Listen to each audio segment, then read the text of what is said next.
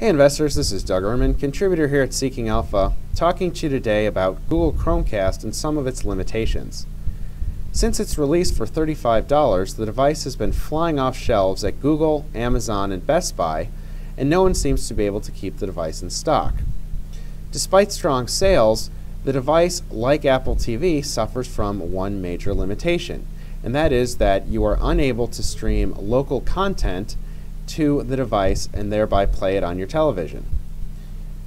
There was briefly an app called Aircast which allowed local media to be streamed to the Google Chromecast device, but Google closed that loophole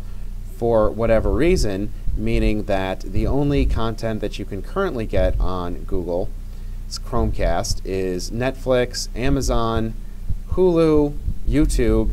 and other services which are being added on a regular basis, but local media is still not enabled. Similarly, Apple TV allows you to stream content directly from iTunes, but local content stored not in your iTunes library and simply on your hard drive cannot be streamed to your television. On the other hand, Roku does allow local content to be streamed, and while this may be a function of the fact that Roku does not have an iTunes or a YouTube to support its streaming, it definitely opens things up for Roku. Now, considering the fact that with a laptop and an HDMI cable you can stream local media, it seems sort of silly to buy a device which has that limitation, which can be worked around with your laptop. This puts Roku really at the front of the pack and makes one wonder why Apple and Google have yet to roll this functionality out. I don't see it as likely that being able to stream local media is going to directly compete with the services that you can get through any of these video streaming devices like Netflix or Amazon, but it definitely is a limitation which I think will annoy users and has kept me, for example, from buying one.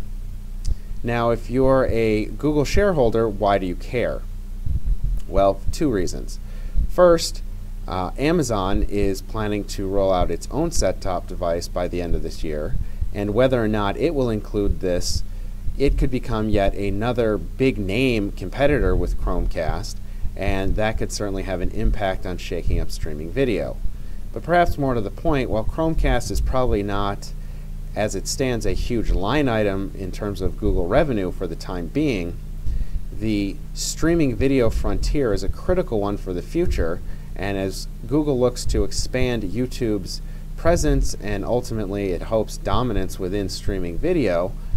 the ability for Chromecast to become the go-to device becomes increasingly important.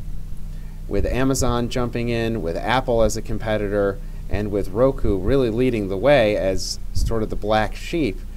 for the time being, Google really needs to think about this. With all that being said, with Google shares trading down around $850 per share and the future looking bright,